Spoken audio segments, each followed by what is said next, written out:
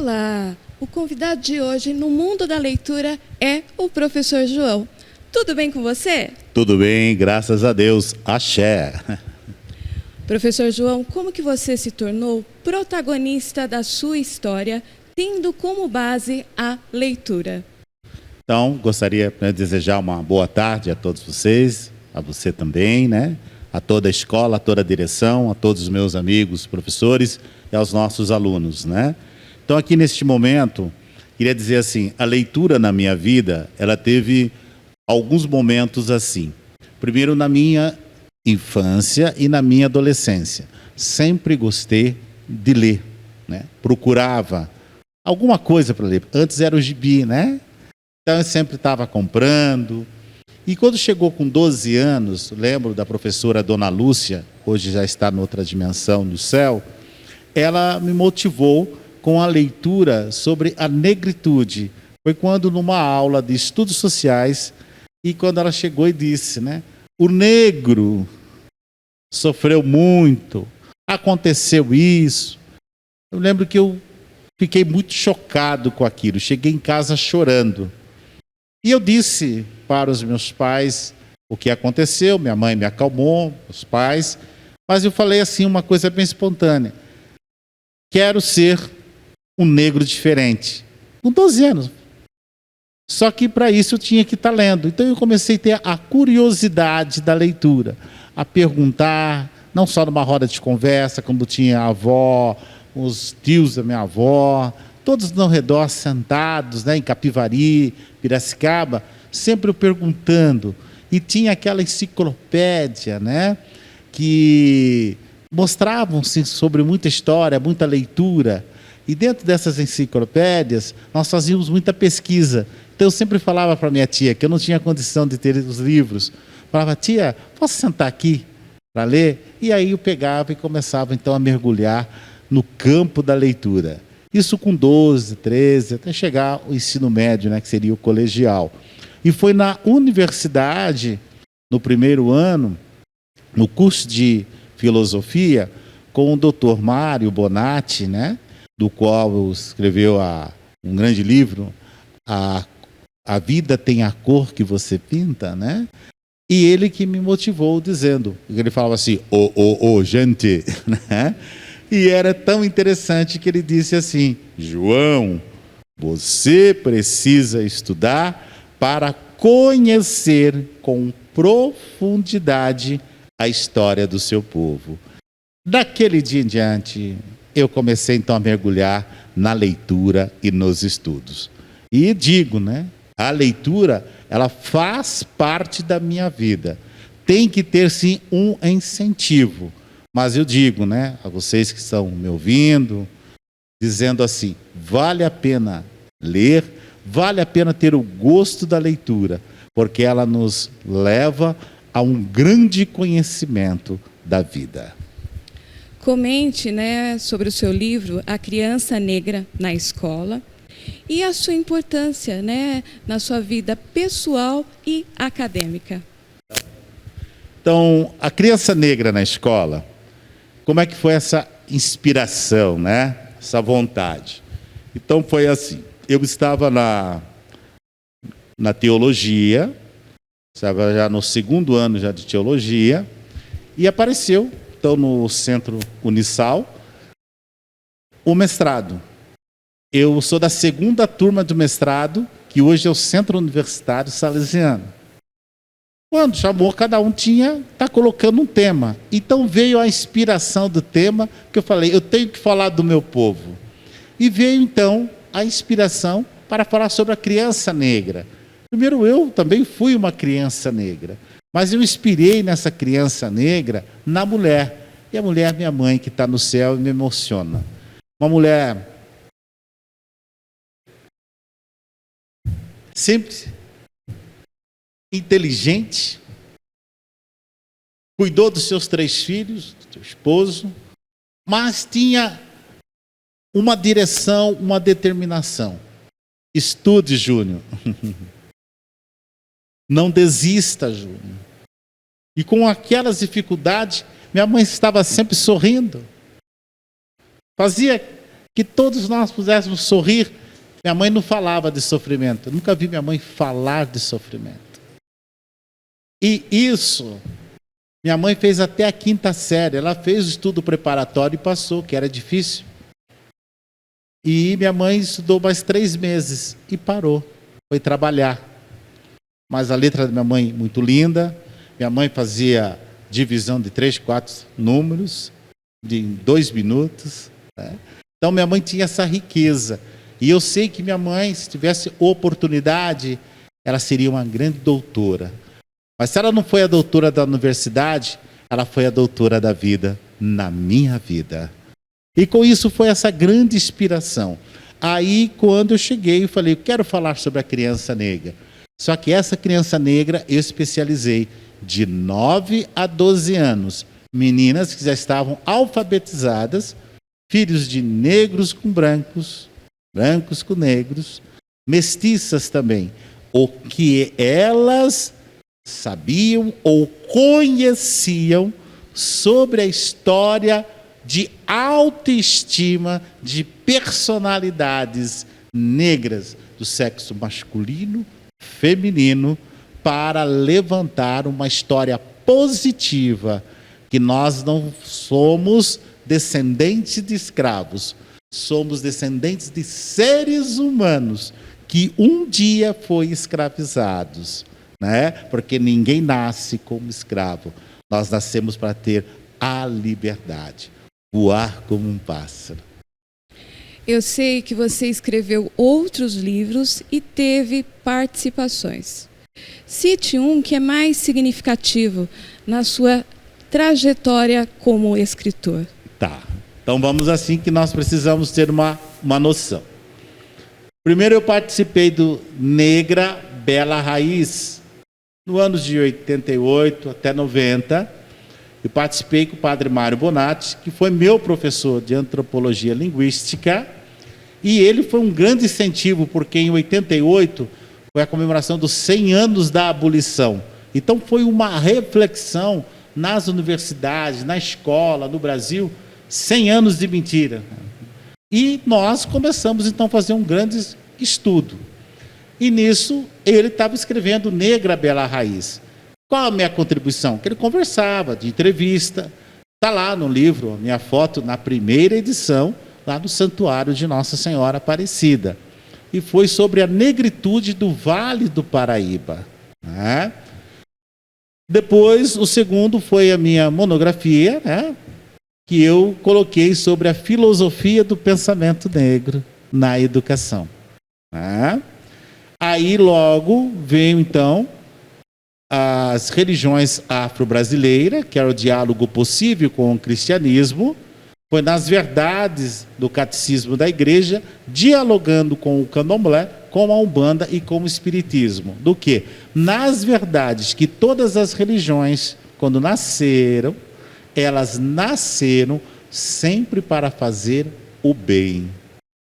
E nesse diálogo, então, estava mostrando a beleza das religiões e não o preconceito.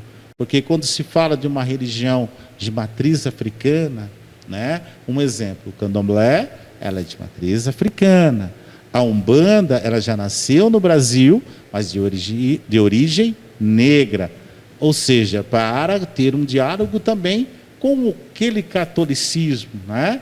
E o que acontece? A umbanda hoje, ela vem trazendo sobre os preto velhos, que seriam orar pelos escravos, o caboclo para orar com os índios, e assim por diante.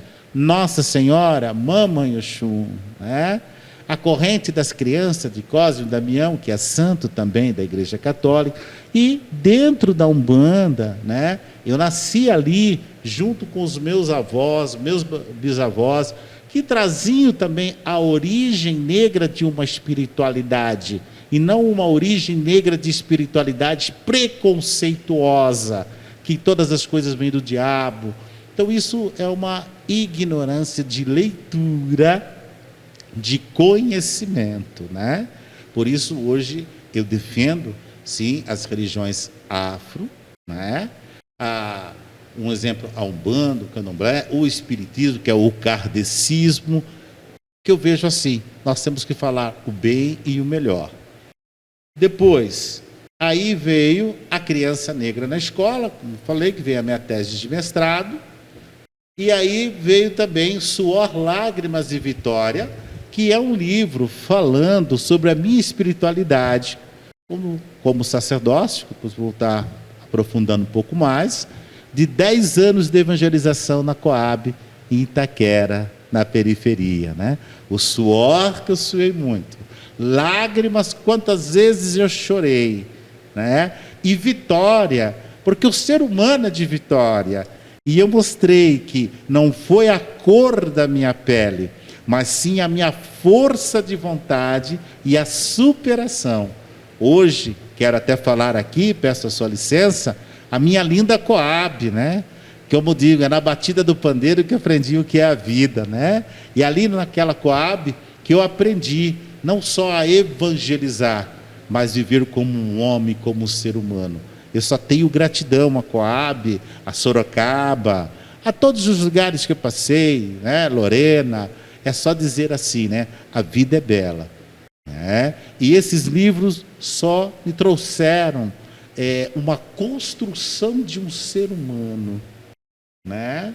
E com isso, nessa construção de um ser humano, aí, depois em 2015, na Universidade Federal de São Carlos, com campus em Sorocaba, houve então um encontro com os pesquisadores negros e brancos com a causa da negritude e principalmente da região de Sorocaba. Aí, então, eu colaborei com um artigo, né, da criança negra. Hoje, daí, nós lançamos lá no auditório da UFSCar, e hoje se encontra esse livro, se você me dá licença de eu fazer a propaganda, né? Então, este livro se encontra hoje na editora da UFSCar, se chama Apontamentos, com o doutor Marcos, né, e doutora Adriana, que eram os dois doutores que estavam nos acompanhando. E ali são o quê? 15 pesquisadores especialistas num termo da negritude. O meu sobre criança negra. Nós temos outros da religião da matriz africana, a sua originalidade. Outros na parte da geografia negra e econômica. Outros com os principais heróis da nossa região. Que logo em seguida eu também tive uma contribuição no livro, né? Gente da Gente, tem um grande apoio cultural, né? Ao Cavaleiro, que é professor de História, hoje em Porto Feliz, e lá sai o meu nome também, né? Como Padre João, que faltavam 2 meses, né? Para sair, mas aí saiu com essa colaboração, que é o Gente da Gente, né? E agora, com todos esses livros já lançados, mas um que me chama muito a atenção e que na hora sai até assim um debate, é primeiro sobre a criança negra na escola, porque aí traz não só a questão, o olhar da minha mãe, mas a minha trajetória como menino negro, né? E como alguém dentro de uma escola que falava sobre a minha cultura só dia 13 e depois de 95 para cá, falando sobre o dia 20. Mas era 13 de maio, corrente, recitando uma poesia e não aprofundado. Então, por isso, quando eu falo da criança negra, eu quero trazer esse retrato. Mas um retrato que eu queria mostrar para você, não sou racista, tenho sim um conhecimento e uma abertura de diálogo, mas nós não podemos deixar a coisa que está aí. Nós temos que fazer a diferença. E a diferença, que eu sempre digo quando há um debate, é a leitura para que possamos ter o conhecimento. Então, hoje eu continuo estudando, aprofundando e dando um olhar.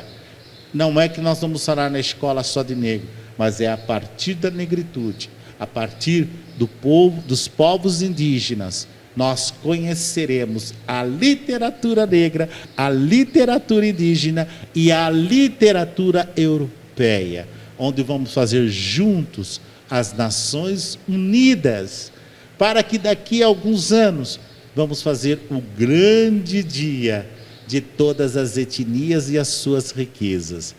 Sonhar é bom? Eu sonho e continuo, porque eu acredito. Como você conciliou o sacerdócio com a escrita das suas obras? Olha, aí é uma outra etapa, né? Que é a etapa que eu digo assim. Primeiro vamos começar então de 86 para cá. Chega um belo dia em casa. Eu sempre falei Zilda e João, nunca falei papai e mamãe. Mas eu respeito, mas a gente aprendeu. Que desde criança eu olhava para minha avó, aquela negra forte, alta, escura, vó, Zida, Zida, Zida, Zida. E depois Jão. E isso eu passei para os meus irmãos também, né? Dizem que eu sou o culpado. Assim, chego em casa e falo assim, olha, quero ser padre. Minha mãe olha, fica meio assim, e meu pai, ai, o que Júnior está aprontando? Mas até para eles acham que eu estava fazendo graça, ou que eu estava inventando. E fui, me deram apoio, se choraram, mas não choraram na minha frente. O clima mudou em casa naquele mês. Aí fizeram o enxoval, tudo. Quando chego no seminário, começa uma outra etapa na minha vida. E essa etapa da minha vida, posso falar os lugares com você? Então, primeiro eu vou para Pindamonhangaba. Eu já estava no quarto colegial. Em Pinda era até o terceiro. Então, eu tinha que falar como ouvinte. O que era ouvinte? Ouvinte era assim, eu não tinha as disciplinas assim, química, física, biologia, era mais as disciplinas religiosas e alguns idiomas, como eu fiz o latim, né? E eu nunca tinha visto latim, né? Eu fiz quase 8 anos de latim e depois italiano também, né? Aí, quando chega a aula de italiano, eu falei, mas que é isso? O que eu vou falar? Dio, eu falei, e agora? Mas, graças a Deus, né? Fui aprendendo, passo essa etapa. Aí, faço primeiro o pré-noviciado. Então, o pessoal que estava no terceiro ano, que era ouvinte, já eram separados, que iam para o convento, que seria o noviciado, né? Vou construindo um mundo novo, mas irmão, vou levando aos corações nosso amor que é salvação. E aí, os 25 cantando naquela alegria, e para nós é uma festa, né? Seminários, aqueles todos os seus horários, muito estudo, né? Aí, quando termina, em 87, eu vou para São Carlos. E São Carlos, o noviciado. De quase 25, fomos só em 14, né? Começa o funil. Desde os 14 ficamos um ano lá, sem sair, né? Era estudo, trabalho, futebol, pastoral. E quando chegou em janeiro de 88, nós fomos professar, né? Que eram os votos de pobreza, obediência e castidade. Aí fizemos a Constituição e fomos já, nós queríamos ir para a praia. Aí o mestre falou, praia não. Aí nós fomos para Campos do Jordão. Todo mundo foi com aquela cara. Campos do Jordão, Campos do Jordão. Aí a perua foi e ficamos lá quase uma semana. Cheguei em casa, fiquei mais uma semana em casa e já começou as atividades na faculdade. Um outro mundo a faculdade. Então a responsabilidade, o estudo, eram das 15 horas até as 23 horas. Só parava para jantar, fazer a oração da tarde, jantar, isso, e voltava. Então já era um outro estilo, né? Era estudo mesmo. E na filosofia que me deu também o despertar da negritude, o despertar das leituras, como falei, né? O despertar do estudo mesmo, né? Termino a filosofia, passo também, desde do aspirantado até aqui, algumas partes preconceituosas muito forte, né? Que eu tive que ser forte mesmo. E, mais uma vez, eu falo, me emociono, minha mãe que estava comigo. Foi quando eu ligava para ela, ela falava, Júnior, não precisa falar nada. Mas a hora que você quiser, você volta. Ela falou isso só uma vez. E eu sei que meus parentes falavam para ela assim, mas fala para ele voltar. Ela falava, não, ele tem que decidir. Mas a hora que ele decidir, a porta está aberta. Aquilo. E aí depois eu fui para assistência. Fui para Jundiaí, na cidade dos meninos. Fui como professor e cuidar. Eram 300 crianças e eu tinha 150 que eu cuidava dos maiores, que era de 12 a 15 anos. Depois dos 15 eles saíam, mas eles já tinham lá dentro da fazenda o Senai, já tinha um curso, né?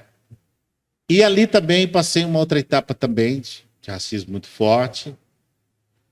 Estou falando dentro assim, da igreja no processo. Aí depois eu vou para São Carlos, né? São Carlos me marcou muito, né?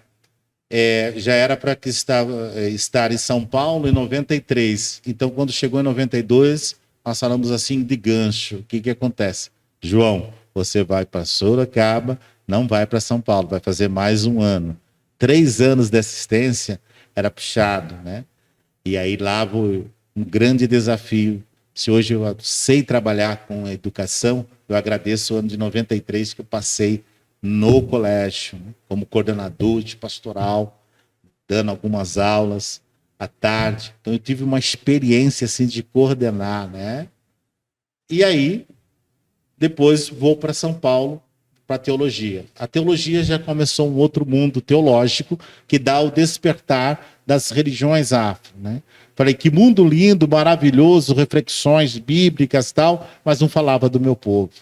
Isso estava me acomodando, né? Mas fui até quando falou que no final tinha que estar fazendo um assunto para que eu pudesse me aprofundar, né? E veio na hora. Falei, vou falar das religiões. E quando eu falei das religiões, eu não podia negar meu povo. Não dá oportunidade. E a hora que vier a oportunidade, eu vou negar meu povo. Falei, vou falar das religiões. Eu sei que aí foi mexer num vespeiro, algo, nunca esperavam. E eu fui. Muitas vezes eu recebi proposta para desistir, para desanimar. Eu sei o que eu passei, às vezes chorando. Não falo nomes aqui porque eu falo assim, uma que eu sou ético e outra, as águas passadas, elas não rodam moinho. E a vingança, o ódio, não é um alimento para um ser humano que tem uma espiritualidade. Aí, com isso, quando eu chego na teologia, eu vou estar escrevendo esse e entro para o mestrado. Vou, faço as provas, né? Cada prova um desafio, entro e vou fazer o mestrado também. Então, eu estava fazendo o mestrado e a teologia. Muito puxado, né? O mestrado era de sábado, das 7h30 da manhã até as 14h30. Eu saía de lá, pegava o ônibus, ia até a Barra Funda e ia para Itaquera. Chegava em Itaquera 4h30, 5h, dando aula depois de crisma. Depois, se não tinha padre, eu fazia celebração. Eu sei que eu terminava quase 10 horas da noite, 10h30. No outro dia, junto com os oratórios, tudo. Mas valeu, foi assim uma caminhada, uma trajetória. E aí depois eu me ordeno padre. E quando eu for me ordenar padre, eu queria que na minha ordenação tivesse um bispo negro. Mas eu tive a oportunidade de ir no CONLA, no Congresso Missionário, né? E lá encontrei, então, com Dom Zumbi, né? E Dom Zumbi, tá certo? Foi o que me ordenou, certo? E ele disse, aquela frase me marcou muito. Na hora ali, que ele estava ali me consagrando, tudo, que ele falou, queira levantar-se, né? Padre João. E ele disse assim, o senhor não se esqueça, me arrepio falar isso. O senhor é padre, salesiano, mas o senhor é negro. E o senhor será referência. E quando ele disse da referência, porque ele sabia o que eu passei. E vou para Itaquera. Eu já trabalhava em Itaquera, mas trabalhava aqui na parte de baixo, nem tinha noção. Tinha ido uma vez só na quadra. E quando eu chego,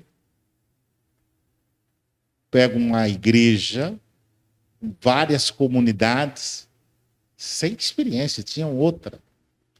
E aquilo, então, que eu falo, onde eu amadureci como homem, como ser humano. 3 anos assim eu não sabia para onde ir, e depois eu fui me afirmando. E aí que lá que eu escrevi o livro Suor, Lágrimas e Vitória, nos 10 anos de evangelização, e recebi o prêmio na Assembleia Legislativa do Suor, Lágrimas e Vitória, foi nesse momento quando eu disse, né? A superação de um ser humano, mais uma vez eu falo, não é a vingança. É quando ele entende a misericórdia e quando ele entende que a paz interior é ele que constrói. Né? Tem uma saudade imensa, mas tudo tem uma história. Tem um tempo e tem um ciclo. E hoje eu estou num novo ciclo. Mas cada vez que eu tenho a lembrança, são só as coisas positivas. Professor João, por que o preconceito ainda gera tanta dor? Primeiro, o preconceito, ele vem do berço. Ele vem de uma educação que é passada uma forma da linguagem, da leitura, né? Que não podemos fugir, da leitura que as crianças lêem, os adolescentes estão lendo. Mas o preconceito do Brasil está enraizado.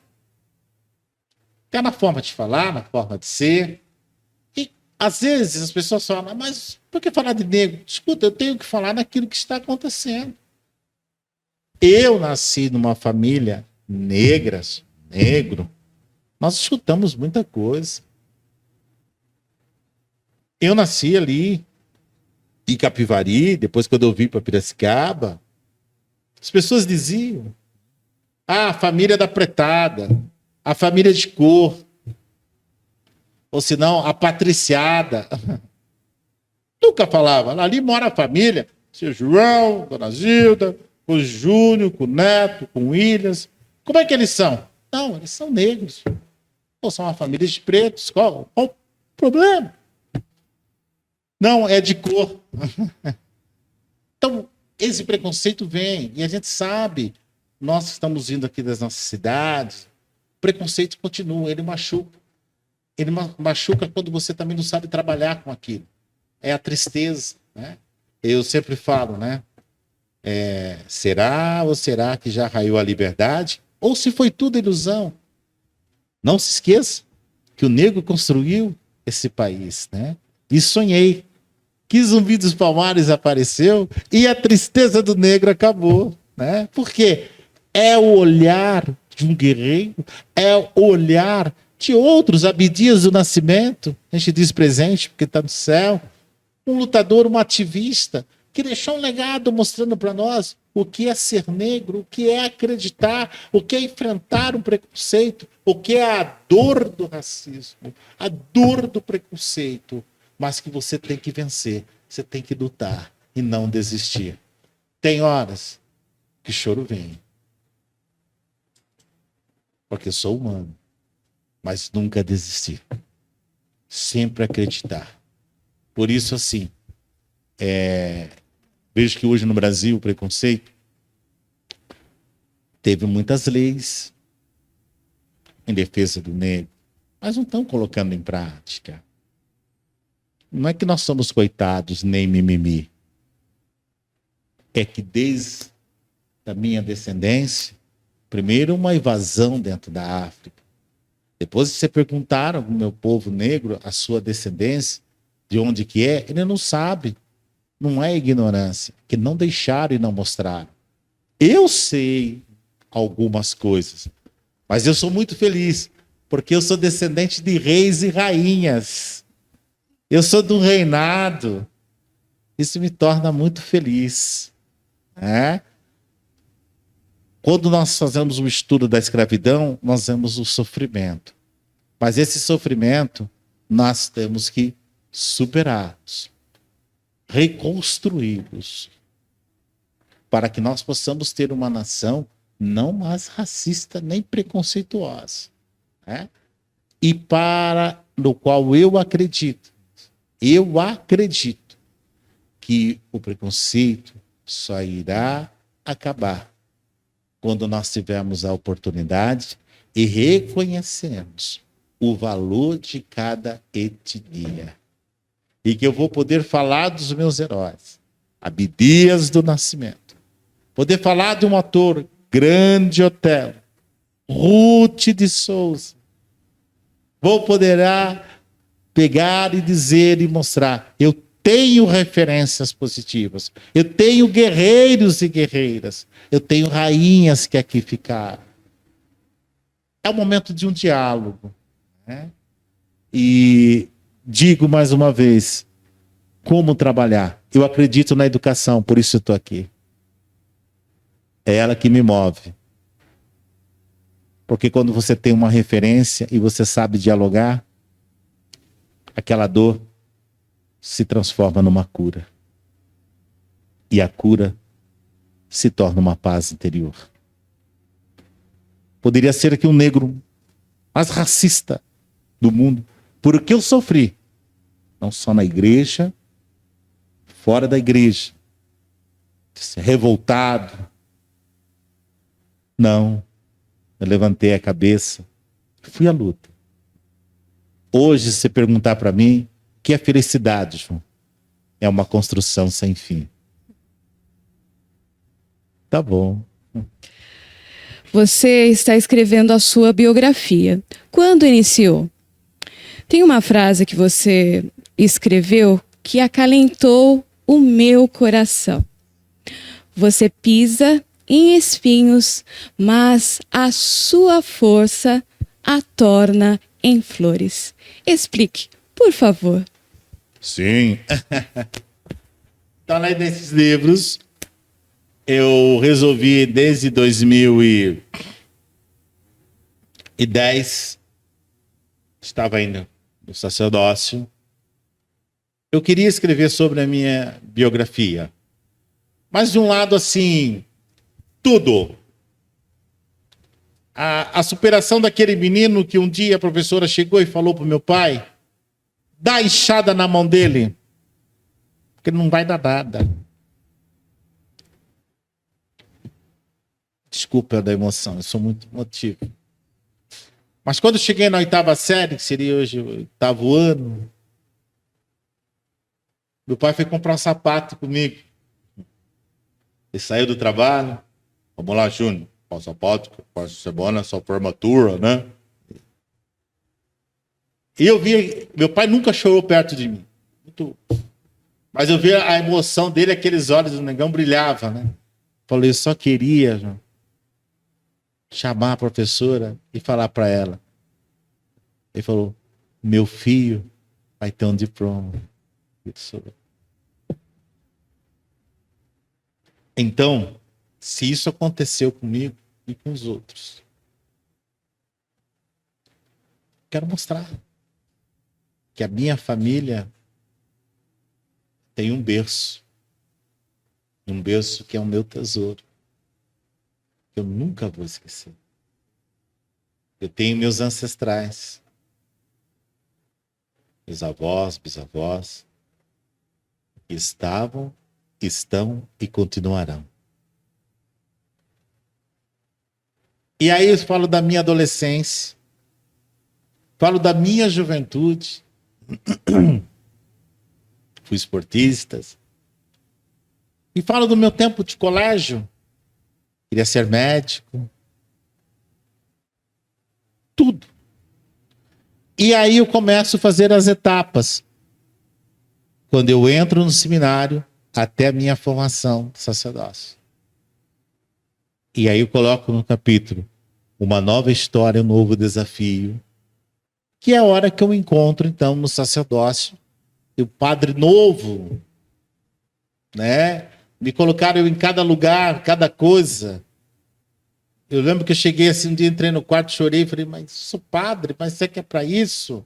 Eu não me entendia. Mas fica aí. Fui amadurecendo. E eu coloco alguns episódios, sim, forte, marcante, porque, com a sua licença, eu participei dos grupos como o GRENI, Grupo de Religiosos Negros e Indígenas, fazendo uma reflexão no estado de São Paulo. Fui presidente durante 2 anos dos religiosos negros e indígenas do estado de São Paulo. Fui presidente dos seminaristas negros no 10º encontro em Salvador. Aquela reflexão, aquela negrada chorando. Mas o povo aqui não entendia o processo interno. E nesse, graças a Deus, também fui presidente 1 ano, fiz toda a preparação. Então, nesse mundo de reflexão, eu coloco. E aí, a minha vida, o meu trabalho nas comunidades.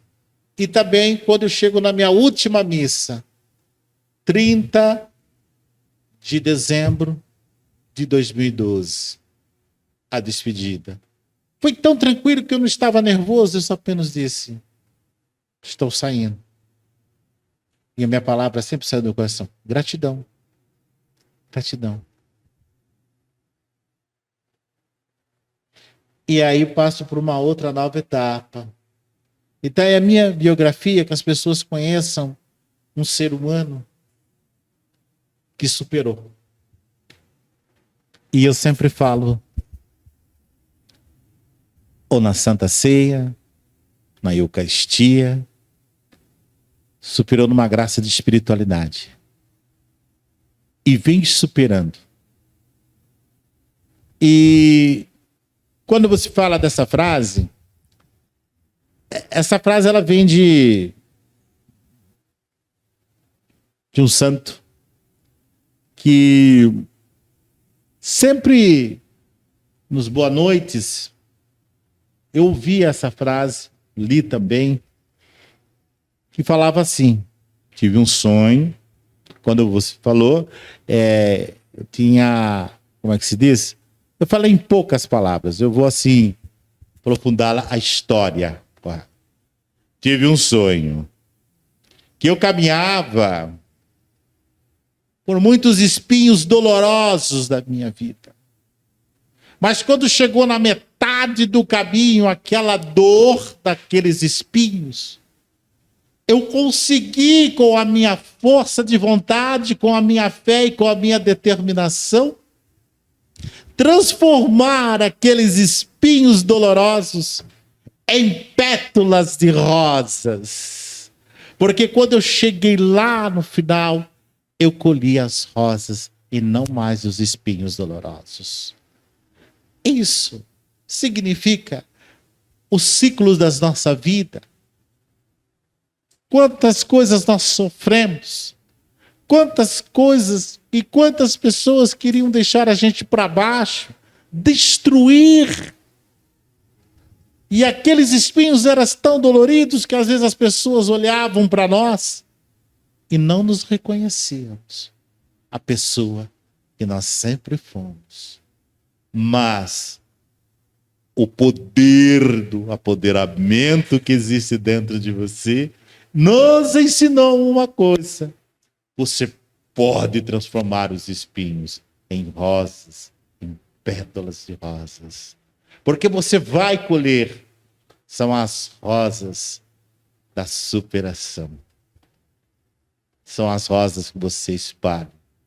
Quem vê a gente sorrindo, diz assim, nossa, nunca tem. Não, é que as dificuldades eu vou resolver uma de cada vez. E que o amor é como assim, amar, amar, amar, e fazer-se amar. Fazer feliz alguém. O coração de quem ama, o amor se irradia. A vida é mais vida, para nos tornarmos sempre felizes. E eu sempre falo, axé, muita força na vida. Nós precisamos desejar um para os outros força na vida. Nós temos que olhar nos olhos das pessoas e nossos olhos falar todos os nossos sentimentos. E falar da beleza desta vida. E dizer assim, o passado são como as águas que levam e vai embora. As coisas boas do passado, elas podem viver no presente por uma construção. O presente é viver nesta graça, nesta bênção, nesta luz, no acreditar. Porque existe um Deus poderoso. Existe também os orixás. Existe a espiritualidade afro que estão aqui, a ancestralidade que nos acompanha. Mas viver bem o presente naquilo que você acredita. Porque o teu futuro será o teu investimento do presente. E que as nossas ancestralidades nos carregue, nos leve sempre para o lugar mais lindo do mundo, que é aqui ou agora. Axé. Obrigada, professor João, pela entrevista. Parabéns, mestre, e sucesso. Você tem alguma coisa mais a dizer? Só agradecer. Nesse momento, quero fazer um agradecimento. Realmente, a você, Enis, uma bela de uma entrevista. Parabéns, continue sempre assim. Que Deus continue derramando a bênção e a graça, né?